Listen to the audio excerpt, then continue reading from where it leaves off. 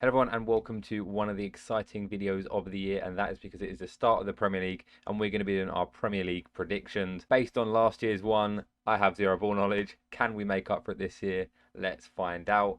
So yeah, we'll start off with the Premier League relegation and work our way up, and then we'll do like the top scorer and stuff like that. But then again, they're straightforward at the moment, aren't they? So yeah. So if you guys like this video, consider dropping a like and subscribing to the channel, and let me know your predictions in the comment section down below, and let me know if I'm an idiot. But yeah, we'll start off with the relegation positions. We'll go with Sheffield United to come bottom of the table, Luton in 19th, and then we're going to go with the Wolverhampton Wanderers in 18th. So for me, Sheffield United are just not doing the right business. They're selling a lot of their top players. You know, they've just sold Sanderberg to Burnley, or he's going anyway. And they're not bringing anyone of top caliber in. So for me, I don't like what they're doing, and I think they're going to struggle really badly. I think Luton are a bit of an unknown quantity, aren't they? But for me, I don't think they're strong enough to stay in the league. So I suppose it's a bit of an easy target, Luton, aren't they? But yeah, I think they're not good enough. And then Wolves, now they've lost Neves, Jimenez, although Jimenez is on the heavy decline. But Neves is a massive loss. Lopetegui's not happy with the business that they've done, and I think he could be one of the first managers gone, to be honest. But yeah, I think Wolves, they don't have enough goals in them, and I do really think they're going to struggle this season, which is why I've got them going down. Then narrowly escaping the drop, I've gone with Everton. Now again, similar reasons. I don't think they've done the right business. They brought in Dan Juma on a loan, which is not a bad signing, and then Ashley Young, Premier League experience or whatnot. But I believe those are the only two signings they've made. For me, they just don't have enough goals up front. I mean, they've got Calvert-Lewin, who had that like one good season. Apart from that, he's not consistent enough, and he gets injured quite a lot. And then if he gets injured, I don't even know who they've got anymore in the backup strikers. Yeah, I just don't think their team's that strong. I think Dyche is probably the only reason they're going to stay up. So then I've gone with Bournemouth, Forest, and West Ham. So let's talk about Bournemouth first. Now, for me, I had them relegated last season, and of course they did end up staying up. So fair play to them. And I think they're going to have a decent season again. They did look all right last season. So yeah, not much to say about that. I think they'll do all right. Bournemouth not getting relegated is a good season, isn't it? I mean, I'd say it is. Then we'll go with Forest. So they did sign a million players last window, and they've all had the season to like embed in, and they've also brought in Alanga. So not bad signings. And I do think they're going to have enough in the lockout to stay up for sure. I rate the manager as well, and I like the fact that he was not sacked last season. They had faith in him to keep them up, and he did so. So yeah, I do think they're going to stay up again, and yeah, I think they'll do all right. Then on to West Ham. Now, I think, of course, they're going to be in the Europa League this one after winning the conference one last. So that, of course, is more games for them to play. They haven't made the right signings. They've lost a few big names. Of course, they lost Declan Rice, which is a massive signing loss for them and a big signing for Arsenal. And then they lost Skamaka as well. So they're going to be going into the season with Antonio up front, which for me is not good enough. And yeah, of course, they've only brought in, I think so far, Alvarez. It's not 100% confirmed yet, but it's been here we go by Fabrizio. So that basically is confirmation. And then they're looking at bringing in Maguire and McTominay. Now, they're good signings, and I do think they'll do well for West Ham, but it's not enough. I think West Ham need more than that. They definitely need a striker, in my opinion. So yeah, they don't have the goals. I don't think they're going to do amazingly, but they definitely will stay up, in my opinion. Then we've gone with the other newly promoted team, and that is Burnley in 13th. Burnley have completely changed under Vincent Company. They're a good side now, and I do think they're going to do well this season. Made some good signings. Trafford, quality goalkeeper, England international or young international. So yeah, I think they're going to do really, really well, and I can see them, definitely doing the best of the promoted teams. 12th, I've gone with Fulham. Now, I definitely underestimated how well they do last season, and this season, I'm not going to do that. So 12th, I think for them is a decent season. Marco Silva is staying after rejecting bids from Saudi to go and be a manager there, and they've also kept Mitrovic, who's currently still at the club. He may leave by the time the transfer window is up, but unfortunately, I don't have the luxury to do that. But if Mitrovic is to stay, I think that's great. He's a good striker, will get goals. I like Palinha, excellent midfielder. And I do think Fulham are going to have a good season. On to 11th, we've gone with Crystal Palace under Roy Hodgson. I think Roy Hodgson's a decent manager, and he done a great job when he came in, kept them up, and done the business. I think they've got some exciting players. Eze, Olise, these are ballers. They really are. Big loss, though, is Wilfried Zaha. Are they going to be able to cope without him? I clearly think they will. So, yeah, let's see if they do the business. Roy Hodgson, legend. 10th, I've gone with Brentford. Now, I think that obviously, of course, they don't have Tony for the first, I think, 6 months of the season, I believe it is, which is a massive loss. Ivan Toney is a quality striker, but I think the squad is capable of doing it without him. Mbuemo can play that role. Wissa can play that role. And I really do like the manager, Thomas Frank. I think he's quality. He's definitely destined for bigger things. No offense to Brentford. But yeah, I think Brentford are a good side. I think they'll do well. I've got them in 10th, and that's not bad. Ninth position, I've got Tottenham Hotspurs. Now, this might be a very poor shout come the end of the season, but I just don't think they're that good, Spurs. I really don't. I'm not going to say I know a lot about the manager. I don't. Of course, he came from Celtic, won the league there. Is that a hard challenge? Not really. I think most managers could probably go to Celtic and win the league there, but that's by the by.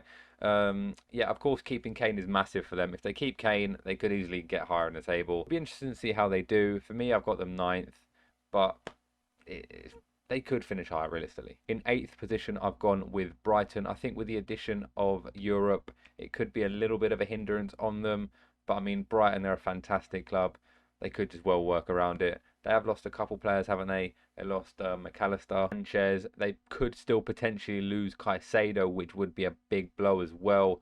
But they have made some decent signings. You know, Joao Pedro, Dahoud, Verbruggen, I think, is the other player they brought in, the other goalkeeper. And, of course, the experience of James Milner. They're all good signings, and I do expect Brighton to have a good season. I think Brighton are a side that could well potentially, again, finish higher.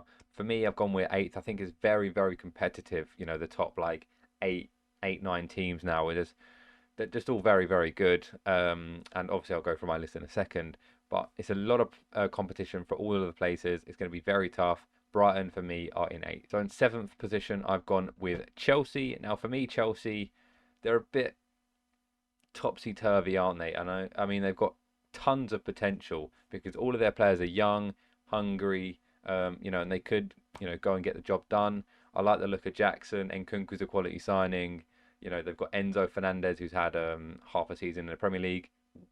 Quality midfielder. You know, they've got Colwill, whatever. They've got a lot of great players. But it's obviously Pochettino's first season now for Chelsea.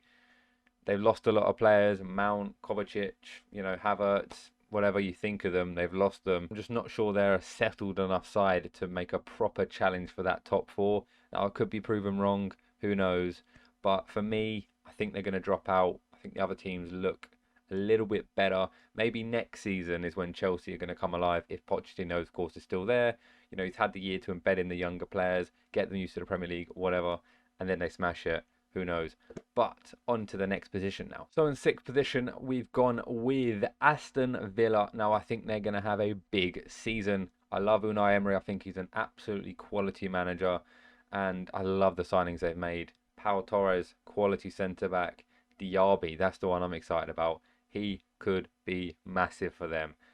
Really exciting winger, super quick. Mate, I think Villa are going to be a really good side. And of course, Ollie Watkins smashed it last season. I think he's going to have another excellent season. And he's going to be, you know, getting a lot of points in FPL. So you could get him in the sides. But I do think they're going to have a great season. You know, great at the back, good in midfield. And I think the attack looks nice as well. So I think Unai Emery is going to do a massive job there. And I think they could do well I think they're the Conference League, aren't they? So I think they could win that as well. So now into the top five. And I think top five gets you Champions League now, doesn't it? With the new UEFA rulings. It's not guaranteed, but it most likely will be. So in fifth, I've gone with Newcastle. Now, it's very tough, I think, to leave Newcastle out of the top four. It was a 50-50 for me between the fourth and fifth, but I've gone with Newcastle.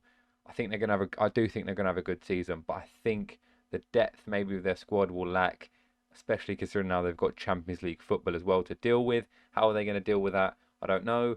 How are the new signings going to do? I think Tonali's a cracker of a signing. Is he going to be happy in England? I don't know. Time will tell. I think Isaac's going to have a really good season. Obviously, Callum Wilson's quality. Gordon could have a big season. You know, Joel Linton's quality. Bruno Guimaraes, what a baller. But yeah, I'm not sure if they're going to have the depth to compete on all fronts. Maybe they drop out early in Champions League and then smash it in the league. I don't know. But I think this season they're going to drop out of the top four. Maybe. So in fourth, I've gone with Liverpool. Now, Liverpool, for me, haven't done the business that they needed to get done. Now, I like the signing of McAllister and Szoboszlai. I think they're both good signings. The value on McAllister, by the way, quality signing for that price. and Szoboszlai is an exciting Hungarian attacking talent. But for me, they needed another DM midfielder, especially considering they lost Henderson and Fabinho. Two massive losses in midfield. Of course, they've lost Chamberlain, Keita, whatever. But, you know, Fabinho and Henderson were the bigger ones, have played a lot more, and they definitely needed to replace them. The attack looks fantastic, you know, with Jota, Diaz, Salah, Darwin Nunez. All of them can play wherever you want them to, and I think they're very, very exciting. But for me, the midfield is an issue. Now, Liverpool could easily rectify this in the window. Of course, they are trying to get Lavia, and I think that would be a good signing and one that they do need. But are they going to get it over the line? Probably after this video has come out. But yeah, I think Liverpool are going to have a good season. Fourth is it's not bad. It's not bad at all. I don't think going to be challenging for the title, not yet. But you know, Jurgen Klopp is one of the best managers in the league, probably second best arguably. No, I think Pep's top. But yeah, I think Klopp is definitely second. And yeah, I think they're going to do well. I think they're going to get top four back in the Champions League. And yeah, that'll be all right. In third, I've gone with my club, Manchester United. Now, I think we're going to do all right. Ten Hag, you know, he's the man for the job. Had a season under his belt now, done very well. Now the second season, we got a kick on. But I don't think we're as strong as the other two teams. You already know who they are. What order, you'll find out. I like the signing of Højlund. I like the signing of Onana. Mount has a lot of potential to be a big signing for us as well. I do think we needed a little bit more though. And yeah, you need players like Sancho and Anthony to kick on. Sancho especially, you know, he's had a bit of a torrid time at Manchester United. Hopefully he can absolutely smash it. You know, Casemiro, love him. Hopefully he can continue to do the business. Martinez, Varane, I think the defence is solid enough. Hopefully Onana absolutely does the business as well. But now we're back in the Champions League. How are we going to do? Hopefully we can get out of the group stage and actually have a run in the UCL. Would be nice to see. I hope Højlund is able to bed in. Apparently he's got an injury, so he's not going to be able to play for the first few weeks. But we should be all right without him. Rashford hopefully has another smashing season. And I think United will do well. Third position, it's not bad.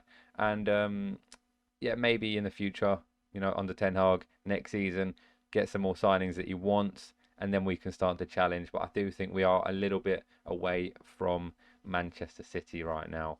And then, of course, in second position, I've gone with Arsenal. Arsenal were absolutely fantastic last season under Arteta, and I think they've made some quality signings. I think Rice, Timber, brilliant signings. I really do like that a lot. You know, Saka's already in the club and he's world-class winger. Martinelli, top tier. Gabriel Jesus up front is nice. They've managed to hold on to Partey as well, which is good for them. He's a quality midfielder. The defence is solid. And then now they've gone and signed Raya as well, competition against Ramsdale. I do think Arsenal were all set for a massive season. Back in the Champions League as well, which is massive for them. I think they're going to do really, really well. And are they going to be enough to challenge City all the way, though? Again, I think they'll put up a good fight. I do think they'll put up a good fight. But I think City are just too strong, of course, which is why I've got them winning the league. Now, City are definitely not as strong as they have been in previous seasons, you know, with the loss of Mahrez, Gundogan. You know, these are two big losses. I think they may have lost someone else. I can't think of the top of my head. But they are keeping Walker and they are keeping Bernardo Silva, getting new contracts, so that's good for them. Haaland, obviously, just unbelievable striker. De Bruyne, one of the best players in the world. I think they're going to be competing on all front with Pep at the helm. And who's to say they don't win it all again? I mean, I think they're going to get their fourth title in a row. And I probably do think they're going to go back to back in the UCL, which is just not good. So that is the completed table. What do you guys think? Have I made any mistakes? Let me know your opinions in the comment section down below. And now let's move on to the top scorer or top assister. So let's go. So I think top scorer is a pretty self-explanatory, you know, choice. It's going to be Erling Haaland, isn't it? It really is. I mean, he just gets unlimited chances at that Man City team. You know, De Bruyne's feeding him, Bernardo, Foden, Grealish, all of these players. It's just endless, an endless supply of chances. He's going to bag goals. He's a clinical striker on penalties. Yeah, I just can't see past Erling Haaland, and I think that's pretty much a lock. Who could get behind that? I think Kane's going to have another good season. And then you're looking at a dark horse of maybe Ollie Watkins. I think Ollie Watkins could be up there. Or maybe Mohamed Salah. I think he's set for another good season in the Premier League. So, yeah, I think those are my choices for top scorer. So for top assister, I think you're looking at Kevin De Bruyne is probably going to get top assister. I like Bruno Fernandes. I think he could get a number of assists this season now that we have a proper number nine. So yeah, I think he could have an excellent season, Bruno Fernandes. And then maybe Martin Odegaard, I think could get a number of assists. And then maybe someone else like Saka as well could get involved in the assist race. But I think De Bruyne is probably going to get top. And then I think Bruno is my other shout to fight off with De Bruyne for the number of assists. And then player of the year, it's probably going to be Haaland again, isn't it? It probably is going to be Haaland. Dark horse, I'll go with Bruno Fernandes to get player of the season. But yeah, we'll see. So yeah, those are my Premier League predictions. Let me know yours in the comment section down below. If you have enjoyed, please consider dropping a like and subscribing to the channel. That would mean the world to me. And hopefully you're all looking forward to the start of another Premier League season. I know I am. It's been boring without the football during the summer, but it's back now this weekend. Get excited. So let's go. Thank you all for watching, and I'll catch you all next time. Cheers, guys.